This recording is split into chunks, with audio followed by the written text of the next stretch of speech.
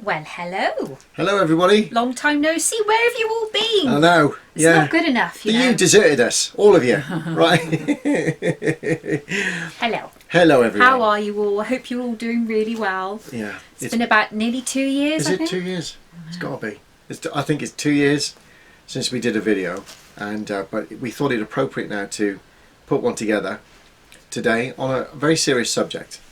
But we thought it's timely now, and it's very much needed. Even though Mark's not been very well recently, Yes. and I've not been very well. We've had fluey cold things. I Yeah. think it's that change in season and stuff. Yeah. But you're looking much better than You're you looking did. absolutely gorgeous, if you don't mind me thank saying you, so. honey. Yeah. So please forgive me if I look like something out of a vampire movie. I need a pint of blood. We won't go into that. Anyway, there we go. You can't have mine. No. It's the wrong one. Okay. Where do you want to start? I don't know. There's so much to say. It's All right. ridiculous. Maybe we should start with this. I've got it on the computer just here on the side of me that Alexandra James, jwvictims.org, has done a fantastic write-up on something that I was talking to her about yesterday.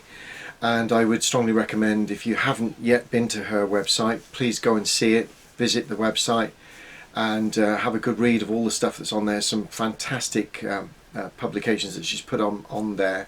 But the latest one is called Will Jehovah's Witnesses Face a UK Inquiry for Child Sex Abuse in Their Midst?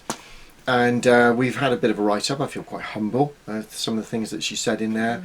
But well, you know, to be honest, Ali, what I'm going to say is Mark has been working tirelessly on this since 2012.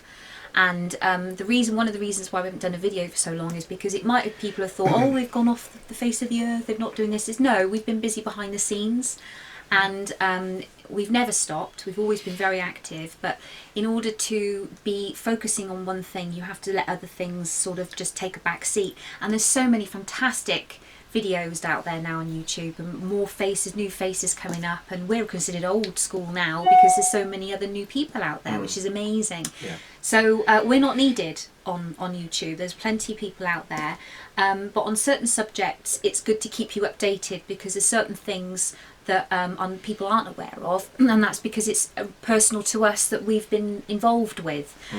So until they're actually at the completion, we can only give you ideas of where we are with it all. Hopefully we're getting somewhere really, really good now. yeah. And it's all really positive, which is fantastic. But we've also been speaking to lots of victims online, and obviously over the phone and via email, and survivors, not just victims but survivors, people who've been through horrendous accounts through their lives with their experiences through the Watchtower, and being either out of it now and the experiences they've had since. But it's been amazing. We've met some wonderful people, and We certainly have. we now consider them friends, because we've Yeah. been in contact with them for so long. Yeah.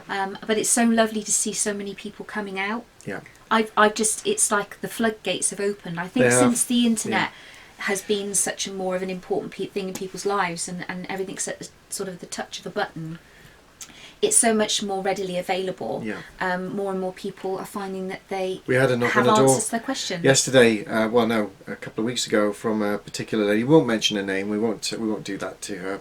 An ex full-time pioneer who's now moving on, and we've just helped her move from a really awful situation. And so we packed up the bags and took the van. And the reason I mention that is that all this stuff is very real.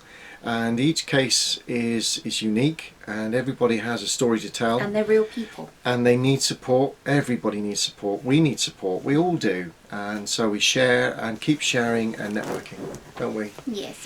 So we wish her all the best. You know who we're talking about, don't we? We'll call you Mrs. X or Miss X. Miss X. Miss. Let's hope one day you're a Mrs. X. Yes, and you know full well why. Yes.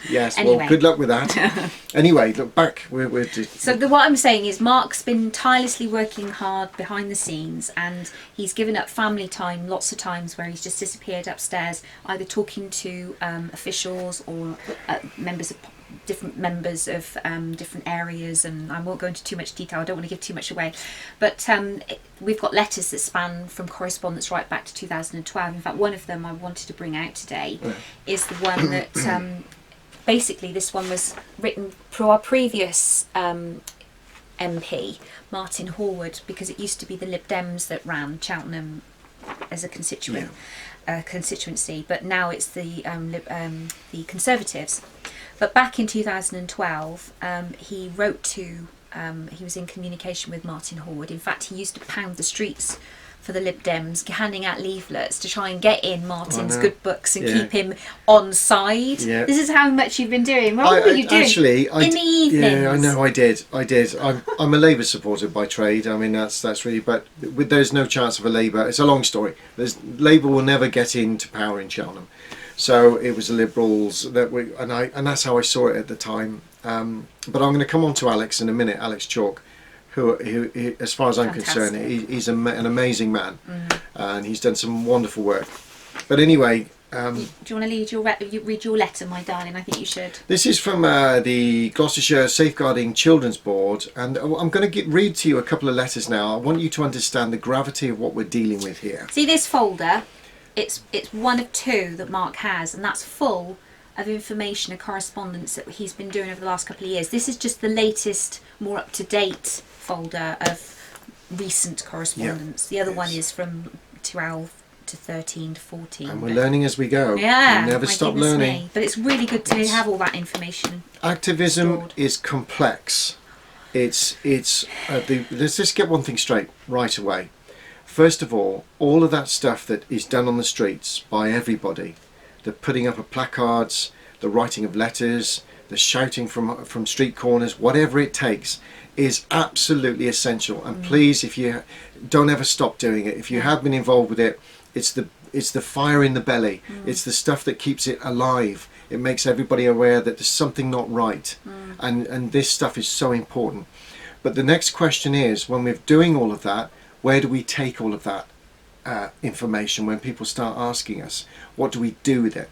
So what we've been doing, along in conjunction with all of that type of activism, and we've been involved in it ourselves, as you can see from some of our videos, but we have been in contact with the police. I wrote 10 letters all off at the same time, different places, even the NEPCC, all sorts of places, and eventually social services got in contact with me, along with my local constabulary, the police department, and the information, I then sent them another load of information, and they put me in contact with the child abuse investigation teams called CAIT, C-A-I-T, as it was known then. Which, for anybody out there that's interested in taking a case to the police, that's who you would need to sort of register it with. Yeah. Or they'll refer you through anyway. You to them. Yeah, they'll be very understanding. Yeah, and if you are now thinking, and they're trained. They are trained. They are professional. They will believe you from day one, and they will always believe you from day one, and they will listen to everything that you have to say. So please follow that code. Don't be afraid to do that. It doesn't have to be intimidating when you're in there. So anyway, to cut a long story short, the police were involved. They were shocked, horrified even, that some of the information that I'd given them, leaked letters and the Elders Handbook, all of that stuff, on how the organisation, not just here in my own town, but across the country and indeed across the world, because we know it's universal, how they operate, how their structure operates when it comes to allegations of child rape and molestation. They were horrified. And so it reached a point where they were so disturbed by what I'd sent them that they even asked the question, are you sure that this is accurate? Is this stuff accurate? And I said, I wouldn't be making it up. It's you all couldn't accurate. Start to make it up. No, you couldn't invent this stuff. And like let who goes, positive driven lies. Yeah, well, there we go. Yeah, so anyway, we sent all of this stuff to them. The police then decided to interrogate a group of senior elders from the Gloucestershire area here. And if you're watching this, elders, I hope that you too will start to wake up, because many of you are, as you know, in my local area. But anyway, that aside, the police then rang me again before the interview with these senior elders and said, do you think, what other potent questions can we ask them? And I said, well, I'm glad you're doing it, but here's the rub. You will meet these men, they will be in their suits, they will smile at you, they will shake your hand, they will say that they will be fully cooperative, and then you will get absolutely nothing from them. They will refer you to Bethel HQ, Mill Hill in London, and that's exactly where they will go, the service department, the legal department, wherever it is that they've been ordered to go, and they will give you nothing but good luck. Anyway, off they went. They had the interviews, they came back and gave me a debrief afterwards, and they said, "You're right, Mark, we got nothing." But they did say, and there was an assurance from the local body of elders, that the society itself would write to the police department and to my chief constable, no less. So that's a letter that I have here. I've never shared this letter with anybody yet, but it's about time that I'm going to read it in a second so that you can understand the gravity of what we're dealing with here. But going back to this one, which was how one of the first correspondence from the Safeguarding Child Board. Do you want to read that one? Shall I read it? You can read it. Okay. Is anyone? Okay. He's better at reading out loud than Am me. I? You've had more practice. You reckon? Yeah. And I'm a lady, I'm not allowed. Oh, that's right, you're not allowed, are you? She's a woman. Yeah, you're not allowed to be picking this stuff up. Know your place. Right. No, I know that I will read it wrong, so you're best off reading it. Oh, okay then. Well, that's because you're a woman. No, I didn't mean that. Sorry, I'll beat him later. Calm it's down, fine. everybody. It's all right. Calm down. I'll beat him Calm later. down. It was a joke. It was a joke. It is a joke. Right. Thank you for your letter dated the 9th of November regarding a concern raised by your constituent, Mr. Mark Ashley Latham, about the child abuse procedures of Jehovah's Witnesses. I've been in contact with the child abuse investigation teams of Gloucestershire Police, and I understand that Mr. Latham is not making any current or historic allegations of abuse that require investigation. Come on to that in a minute. Therefore, we are hoping to raise Mr. Latham's concerns about the policy and procedures of child abuse within the Jehovah's Witnesses with elders from their congregation, in the hope that we can take this forward together. I will write again to report progress on this, but it might take some time as policies for Jehovah's Witnesses originate in America, and it is likely that elders will want to seek advice. You don't say. Well, anyway, so that was the start of it, and social services put that through, and they went for it, and as duty bound as they are, they had that meeting with the elders, and they summoned them. You're hungry. His belly's growling, so I hope you can't hear it. I hope you can't hear that. I do feed him, I promise. Yeah. It's just embarrassing, isn't it? It's like We've just grabbed some time before lunch, so that's why. Yes. It's hungry. He's hungry. Anyway, so here we have it. Now, please, I'm going to read this. This is a heavy letter, but I'm going to read it because you need to understand the type of gravity that we're dealing with, that the authorities are dealing with, that the lawyers are dealing with. This stuff is important to read. And it's good that you can understand what challenges face us all as activists. Before Mark does, just now when he was reading that, it said about that he understands that Mark Latham isn't raising any allegations, historic or current. Now, what I will say is that's the problem a lot of us face when we're activists, not actually bringing forward any specific cases. It's very hard to get heard because you're kind of pushed to the back because you're not considered a priority to listen to. That's why it's been such a battle, and why we implore people who are in a position where you have been abused and you're a survivor of abuse. And that's why it's so important that it's not just you. Don't think, oh well, it's only me, I can cope in my life, and I'm going to just get on with my life and forget it. You have the right to be heard, and you will be heard, and it helps people like Mark, myself and other activists be heard on your behalf, because they can see that we're actually trying to make people hear you. So you will be heard if you go to the authorities, and they will listen to you. So that's what I just wanted to say on that point. Sure. Anyway. In fact, it's vital. It's vital. Okay, this is a letter from the legal department, the lawyers themselves, from Watchtower, April 12th, 2013. It's addressed to my chief constable. And it's from London as well, which is great, because they were saying about, it's American. It's all headed notepaper from London. Which is good. And through to my chief constable, Suzette Davenport. And this is what it says, so please just bear with me. I'm doing this deliberately. So after the investigation with the elders, This is the reply. It took a long time to come through, but here it is. Watch Taz reply. Dear Madam, we are in receipt of the letter of March 18th, 2013 from Detective Inspector Mark Chicken. So yes, get the laughter over with. That's his surname. Mark Let's Chicken. move on. Mark Chicken, that's his surname. Who's the Detective Inspector. Child Abuse Investigations Team. Addressed to our legal department and copied to Mr. Martin Horwood, MP. In this, DI Chicken refers to Jehovah's Witnesses child safeguarding policy as adopted by congregations of Jehovah's Witnesses in the United Kingdom and Ireland, a copy of which was provided for him at a meeting with local congregation elders. He cites a concern that has been raised direct with the MP's office, well that was me, and elaborates that these concerns centre around the use of elders to resolve child protection concerns within a congregation rather than these being correctly reported to the appropriate authorities, police and social care. And also the two-witness rule regarding allegations made against Jehovah's Witnesses. Right, here we go. While we are grateful that DI Chicken has taken the trouble to state his concerns, we note that they are unspecific and do not include any reference to statute.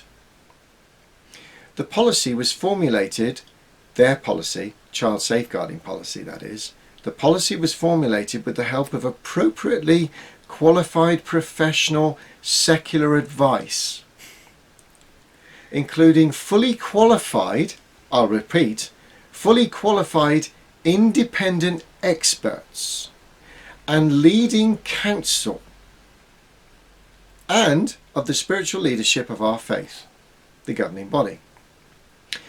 So we are confident that it both complies with the law and provides appropriate safeguarding for children in the context of our faith community's activity. And there's the slippery fish. Okay, let me just read that bit again.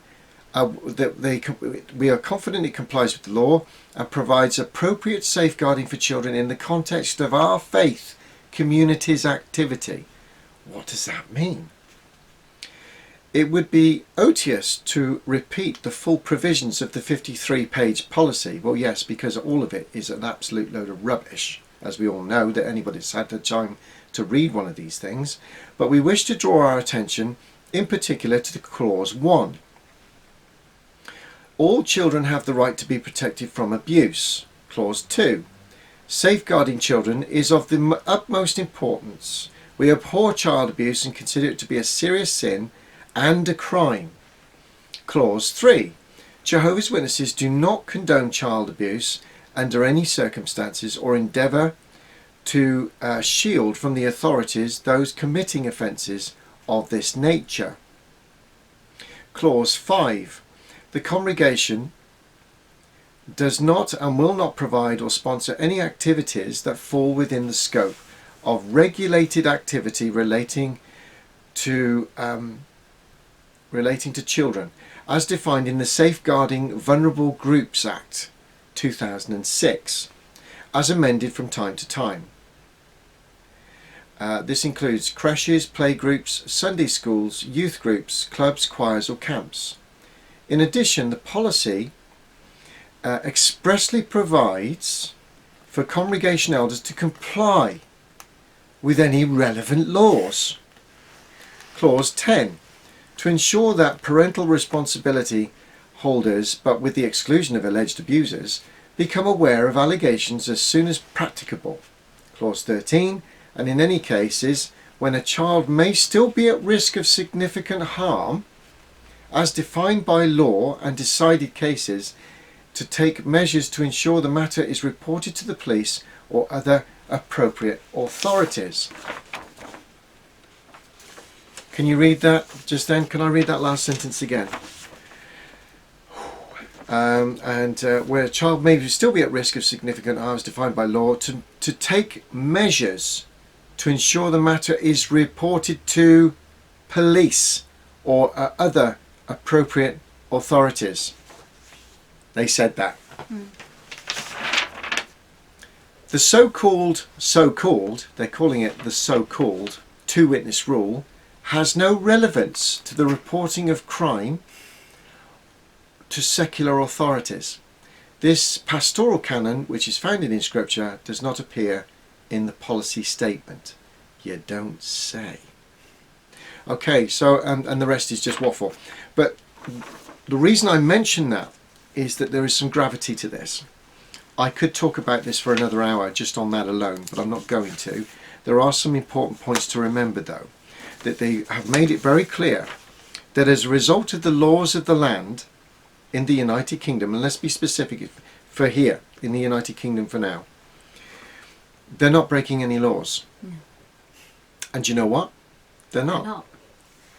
That's the annoying thing. What's going on here is that they are telling blatant and utter lies, that they are taking measures to report this to the police and to the appropriate authorities. That's a lie. We all know it's a lie, but they're carrying on with it.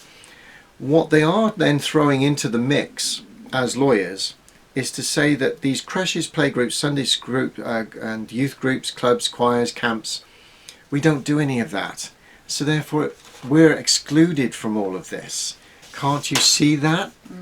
If you can come up with an individual case, then we're quite happy to look at it, but we're not involved. And as for the two-witness rule, it's nothing to do with child abuse. What I will say is we watched a video today that was shared on a group that we're in, and it was about David. I think, is it David's Story? David's Story it's called. Yeah. And it's a man or a gentleman in America, so not in the UK, but why I'm using this as an example is because I think it's relevant. He was abused while sharing on one occasion, many occasions he was abused, but on this one occasion he was sharing a bed with another brother, the abuser, to save money at a convention. And now it might not be a Sunday school, or it might not be as they say it, but elders take young children out on the ministry in a one-to-one in a vehicle. They are quite, there's many opportunities that they have where they're on their own with children. Yeah. And also we know of cases in England people we've spoken to where their child was abused in their own home at a book study with other witnesses in there. They were in the kitchen or in the other room while they were in their kitchen making coffee. Their child was being abused in the other room. It doesn't take those circumstances there for a child to be abused. But going back to this video about David, watch it. I'll put the link at the bottom of this video because I think it's a really good video for people to watch, because he goes into the Kingdom Hall and and it's a Kingdom Hall where they all know him. So, but it brings out something about the two-witness rule, and he's now disfellowshipped, and apparently his abuser is also disfellowshipped. However, they said, well, have you gone to the authorities? They had to ask him, have you gone to the authorities? Because they hadn't gone.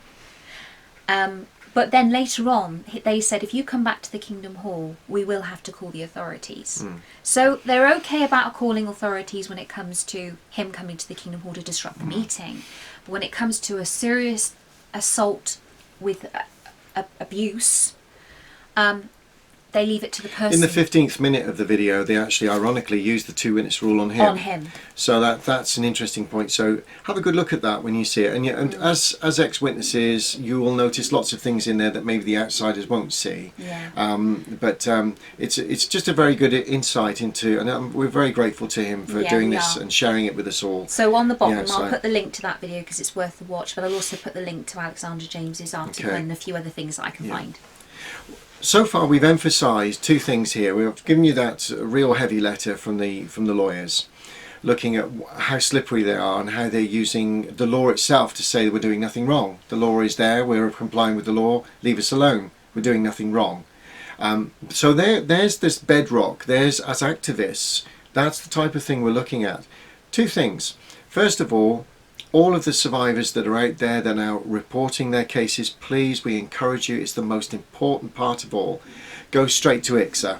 Make sure if you want to share it with The Guardian, please do. I think The Guardian will be extremely helpful. What it is there is an article in The Guardian, obviously, Yeah. and it had a thing at the bottom saying if you've been abused, please contact us here. But IICSA have had that out now for quite a while. A long time, and it's important that you go straight to IICSA with it first. If you then want to share it with The Guardian, who are doing this round robin to see how many statistically we're looking at here, please do, because it could be very helpful in the future. You're probably wondering what IICSA is, because I've only just brought that up, but we haven't actually mentioned, and that was another reason for doing the video, because IICSA are now looking, they're not actually currently including Jehovah's Witnesses in their investigation. However, they, through Mark and our local MP, Alex Chalk, you're in contact with IICSA, aren't you? Yes. What's happened since then is that I've had to say that. I want to make that very clear about please report your story.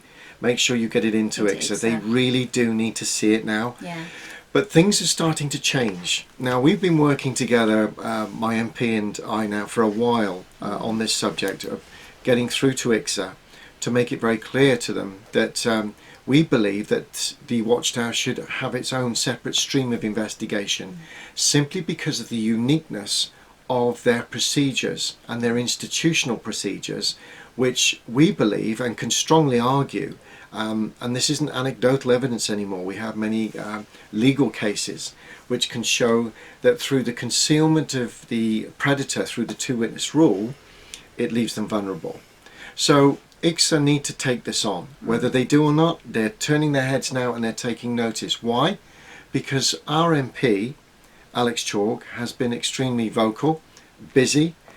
He was with us on the BBC recently, a few weeks ago. Back in November. In November, year. yes, and making it clear that he was committed to getting the Watchtower to change its ways. He's even said to Mark, and he actually reiterated it actually within the BBC documentary that, well, the newscast thing that they did, that he wants to raise a question in Parliament, and he wants to do it across the it's a backbench, well, I'll come on to that in a second. Okay. And shut up, be quiet. I'm jumping the gun. You're jumping the gun. I am jumping the gun. So we'll come on to that one in a minute. You blonde. Yeah, very nice too. But anyway, so going back to this point, it's important that everybody writes into IICSA. If you have, or you're a family member and you've got one of your own family that have been involved in this type of awful tragedy, get involved. Write to IICSA. They've even been advertising on the radio. Yes. Because they have a separate actually have a separate area that you can go to. Now, if you want the links for that, if you go on to jwvictims.org, all the links are there. Alexandra James has done a fantastic job of putting that there for everybody to see, and we strongly advise you to do it. Now, getting on to the next part, as activists, we can see that there is a long-term effort involved here to change Watchtower's ways. It's not going to happen on our own. Now, we've got to admit that. It's going to have to come from power brokers, people that are in the know, that can actually start to make a convincing argument to the bedrock of our democracy, our legislator, which is Parliament itself. Now, one of the things that we're doing, as you know, Alex Chalk is working and has written to other MPs. He's writing to IICSA and he's looking for a response from them. It seems as though they're warming to that, but it's not enough. We need your support now on a very important matter that I'm about to bring up. And here it is. As activists, it's a long, long time to achieve anything. We can go for the short tabloid announcement, or you need to write in and just do that. It's not enough. We now need to get behind Alex, and the way to do it is the following. If you've got a fire in your belly over this child abuse issue that is going on not just in our country but across the world, please find out who your local constituent MP, your Member of Parliament, is. And don't be intimidated by this. They are a member of the public who've taken on they've taken on this service for you, and they want to represent you. So that's their job to represent you. So when you I would strongly advise that you write a letter or email them through to their secretary or researcher and say, can I have an appointment please to come and see you, a surgery. A letter is good, but it's not enough. Go and see them. Sit down with them. You'll find them very approachable and they will be interested in what you have to say. Secondly, take along with you some research documents. Alexandra James has got a very good pamphlet there that you can either send them email by link or you can print it off yourself. It's an excellent document. You don't have to do the work yourself. It's already been done. The wheel does not have to be reinvented. Take it along with you. It's very powerful, it's very succinct, and it will give them a better understanding of where we're coming from. And then this is the important part that you can play with your MP. Ask your MP, please, if you can see that what we're trying to deal with here is we want change. We want the Watchtower to change its policy on how it safeguards its children. At the moment, it's refusing to change its policy. I've read you a letter that says we have nothing to change, we're not breaking any laws. There was also a video recently they did where they said they will not be changing the We two-witness rule. refuse. We refuse to change the two-witness The rule. two-witness rule. I'm not having that. And this is all about predominantly the two-witness rule.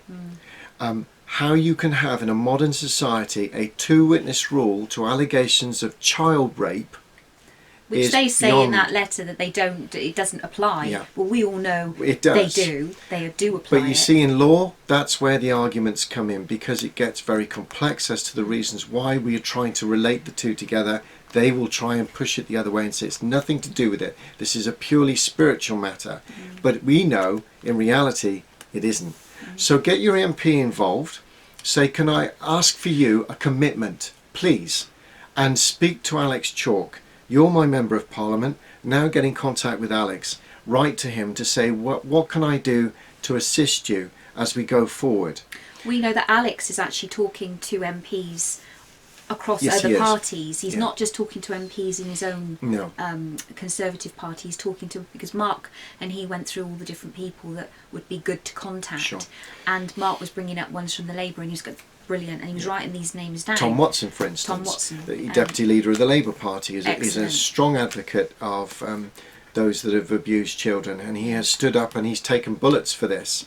So he will be a strong advocate for us as well. So what we're looking at is a cross-party group of MPs to come together for a backbench debate, and it's going to happen. It will happen. It needs to happen. Now, along with that, we're also looking to plan, and I'll be talking to Alex to look at the logistics of getting us into Parliament with, we hope, the lawyers. We know the lawyers will want to be involved. Kathleen Hallisay has been fantastic advocate for everything that she's done. We strongly have nothing but the strongest endorsement of her and her teams. And she has even been on the front line with us delivering leaflets. The last time we went to Parliament Day, she thoroughly enjoyed herself. But we love and respect her. But she too will come to Parliament when we arrange this, and probably other lawyers too, along with policemen, politicians, and another important factor here. We're going to organise we want the Charity Commission to be involved in this too. Why?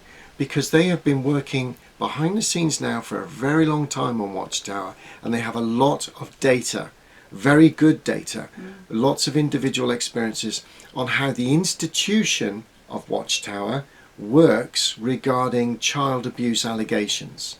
Now, all of this is not anecdotal, it's all written up and ready to be used. It's just about us joining the dots. Alex is up for this. We're now having a meeting very shortly. But what you can do now, and what we need, it's not just about us, it's not about Alex, it's about all of us together working as a team. And so please, if you have a fire in your belly, I can't ask you strongly enough, we've never asked anybody of anything. I am now. For the first time, we can smell that we're getting close to something here. But we now need you to continue not only writing your own experiences, but if you're an activist, or maybe you're both. We've got lots of friends that are survivors and activists. Please get your MP involved. Get them to commit to you. Show them and give them all of the documents, and ask them to support Alex Chalk here in Cheltenham. Yeah. Now, once we've got that, that's plan B. We've got our Parliament Day Part 2 being organised. We've got IICSA now that are turning around. It's taken a long time for them to actually start to see that, but it's because of what's happening with the MPs that they are now turning their heads and starting to realise maybe we should be looking at Jehovah's Witnesses. It's starting to work. We need to believe in ourselves and make this happen. So on all of those fronts, writing your survivors' letters, get down to see your MP, take some time out, don't be intimidated, make it happen, please. When we were speaking to Sarah on an email, the Guardian reporter, Mark did a correspondence, an email to her. We know that when she was asking for people to come and send their stories, if you're going to send to the Guardian, make sure you also send a copy to IICSA. Because although it's great for the Guardian to have more and more abuse stories coming from, to keep them hungry at putting the pressure on keeping this in the papers, vice versa, that if you put in the pressure on IICSA with those, then they can see that it's in the paper, but they can also see that they need to put pressure on IICSA to put it and get it investigated. So it's a two-fold. But also, by anyone out there that's been an abuse victim or a survivor of abuse, if you don't do your stories, then if you may think that it's a small voice, but those small voices, your voice is massive when it's combined with everyone else. And the more people that write into their MPs on behalf of the victims, people like us that are writing to our local MP, and others we know that are doing the same, you're going to encourage abuse victims to come forward, because they can see that they are going to be listened to, they are going to be heard, and that people do care.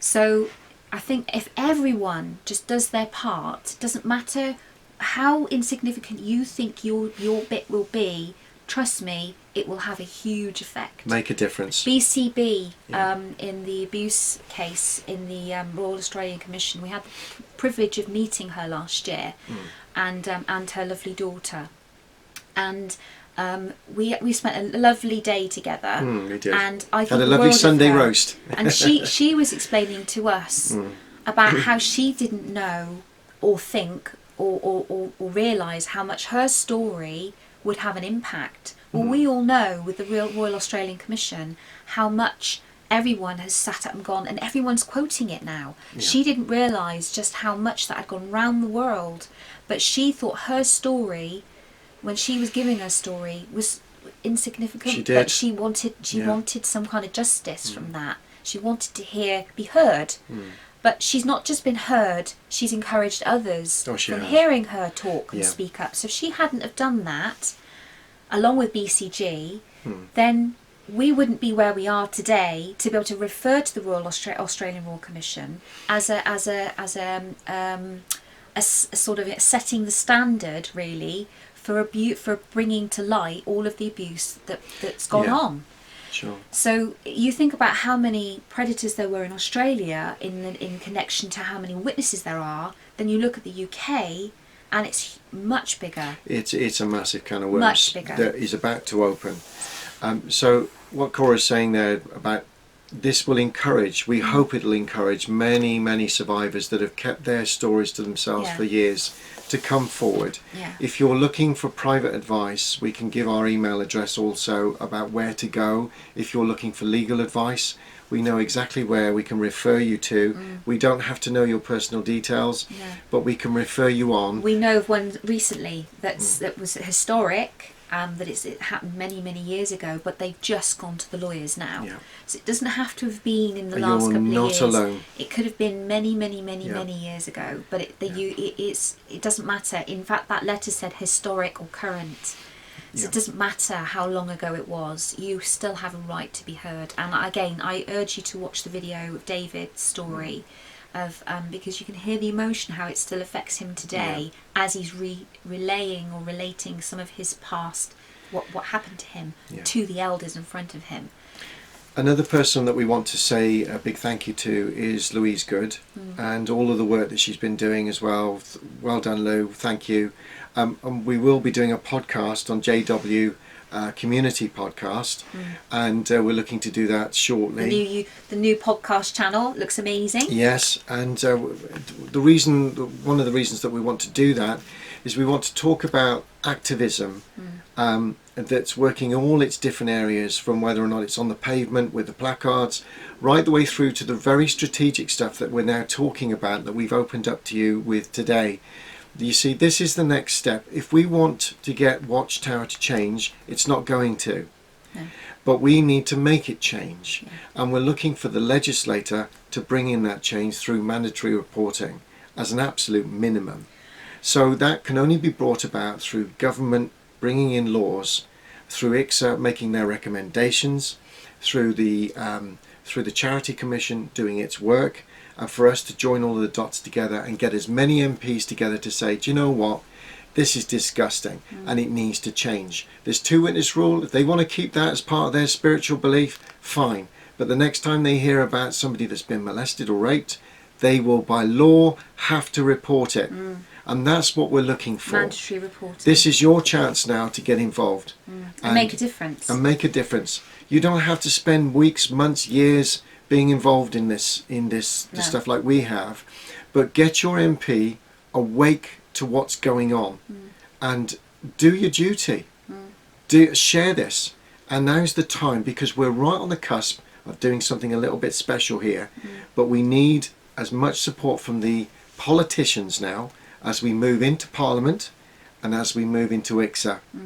And if IICSA doesn't work, we're still moving into Parliament anyway for a backbench debate, cross-party, Bob's your uncle. Pressure. It's all good. Yeah. Pressure, pressure, pressure. No bad news here at all. No. But I just want to say thank you to Mike and Kim, because I know you've been working tirelessly. Not only have you been doing video after video, but you've also been helping so many people, and you keep getting poorly, and that's because you're doing a lot. You're draining I yourselves. don't think people realise just how much you do. Yeah. You don't just do, you're not just with the stuff you get people see, but it's the stuff you're doing behind the scenes that we're very much aware of.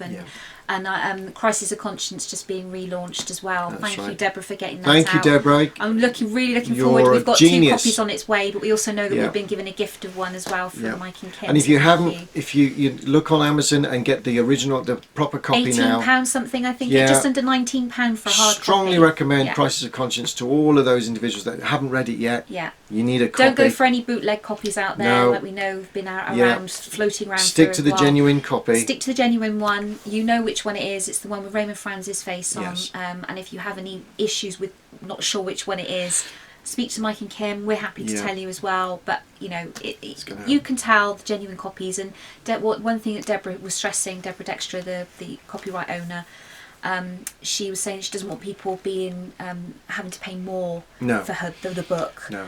She wanted to keep it at an affordable price. So if you see it above sort of the £20, or what is it, that would be $30, whatever the original, anything above that, then it's not the original. So it's not there. It's been bought and then it's being resold, or it's being sold through another company. But please get better soon, Mike and Kim. Yeah. And we're sending lots of love to her. Yes, to you. we are, and we hope that you're better soon. But keep up the good work. You're doing a fantastic job.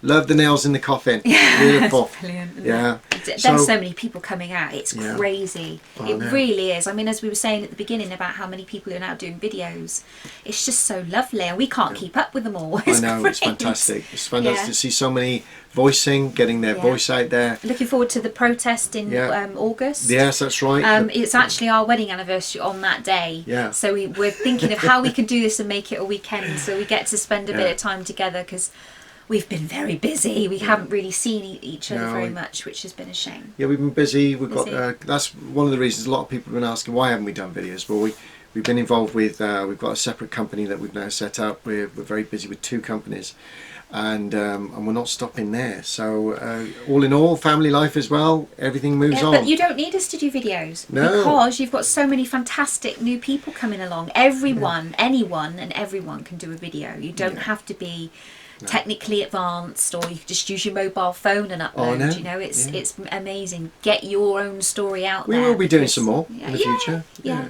Yeah. But you don't need to see us. But please, just to finish that off, that letter, rewind this video and read it again and again, you'll get to realise just the mindset of the lawyers. It goes like this a few times. They yeah. do not and they will not budge. No. It's up to us now to get our MPs involved. They are the brokers of power. And we can do our part, but it's the MPs that are working for us that we can now motivate and get this going. We've got a campaign started, we've got it agreed with an MP, we've got it agreed with a number of MPs. Now let's make it happen. Please go and see your MP. That's the one thing I'm asking from the community now. And if you're not going to go, ask yourself why. Why aren't you going to go? This is too important. You can play a part now. Let's really hit this home and make a massive change, because we can do it as activists. I'm going to go and feed the husband because the belly is going... All right, well, thank you for your patience for listening to us, and I'm sure we'll be doing another one. Yes. Yeah. And it's Mother's Day tomorrow. So yes, Mother's Day. Happy Mother's Day to all you mothers out there. Yeah. So lots of love, and we hopefully will see you again soon. See you. Bye for now. Bye.